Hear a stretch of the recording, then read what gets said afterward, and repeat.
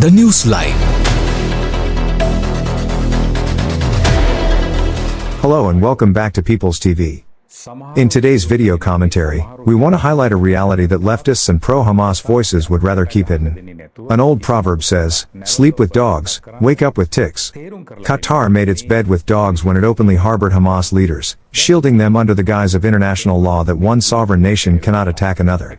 Yet those very laws could not prevent Israel from eliminating the Hamas leaders responsible for the October 7th attacks, right on Qatari soil. In other words, Qatar woke up with ticks. I do not condone violence.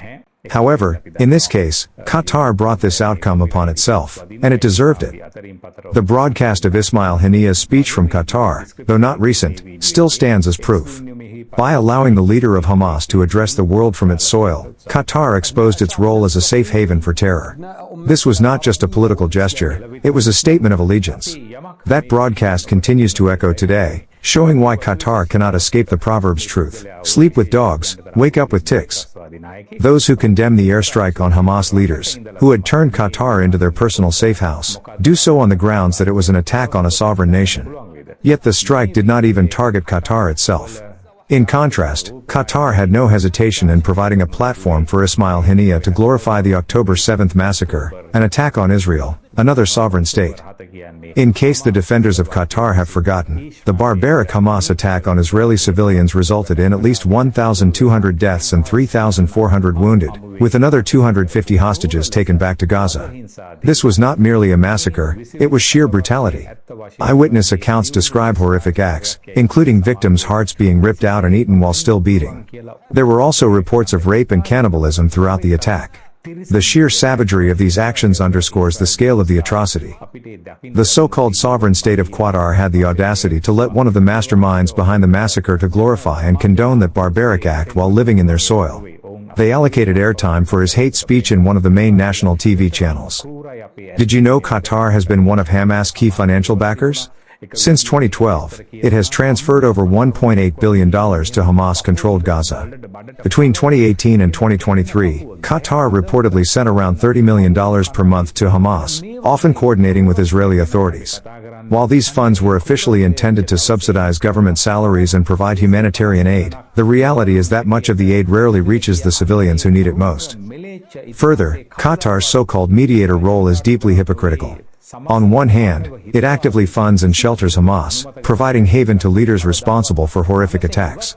On the other, it claims to mediate between Hamas and Israel, facilitating ceasefires and hostage negotiations. This dual approach is not noble diplomacy, it is calculated opportunism, allowing Qatar to present itself as a peacemaker while simultaneously enabling terrorism. There is no moral high ground in hosting killers and then posing as a neutral broker. It is a reckless double game that endangers lives and undermines genuine efforts for peace. Israel had been watching Qatar's duplicity for a long time. They tolerated Doha's double standards until it finally crossed the line and exhausted Israel's patience.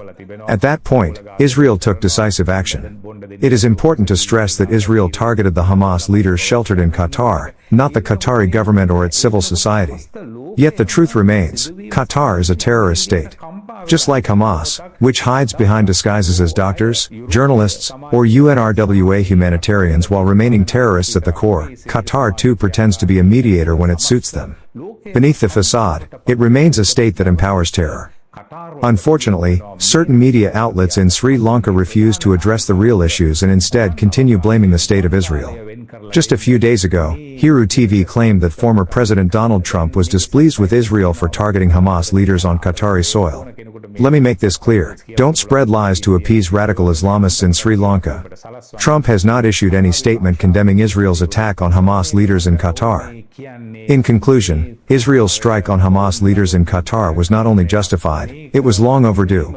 Qatar knowingly harbored terrorists responsible for the October 7th massacre, provided them haven, and even offered a platform for Hamas leaders like Ismail Haniyeh to glorify attacks on Israeli civilians. For years, Israel tolerated Qatar's duplicity, its double standards, and its role in funding and sheltering terror. When Doha finally crossed the line, Israel acted decisively, but targeted only the terrorists, not Qatari civilians or civil society. Just like Hamas, which hides behind humanitarian or professional facades while committing atrocities, Qatar plays the role of mediator but remains complicit in terror. The proverb rings true: sleep with dogs, wake up with ticks. Qatar brought this on itself.